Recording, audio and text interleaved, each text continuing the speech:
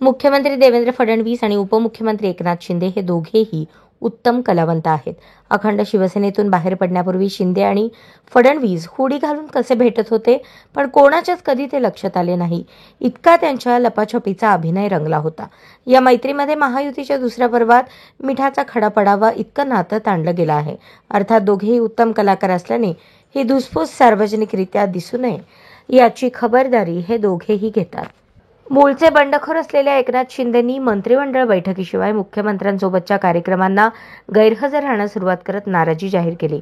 विशेष म्हणजे एकनाथ शिंदे मुंबई महानगर प्रदेश विकास प्राधिकरण अध्यक्ष असताना MMRDAच्या कार्यक्रमांनाही ते अनुपस्थित राहू लागले आहेत.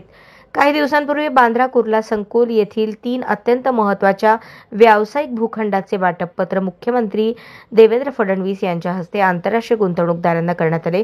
या भूखंडाच्या भाडेपट्ट्यातून MMRDAला 3,840 कोटी 49 लाख रुपये मिळाले आहेत. त्यामुळे 15,000 हायटेक नोकऱ्यांची निर्मिती होण्याची शक्यता सरकारकडून व्यक्त केली जात आहे. या अत्यंत महत्त्वाच्या कार्यक्रमाला एकनाथ शिंदे उपस्थित राहिले नाहीत.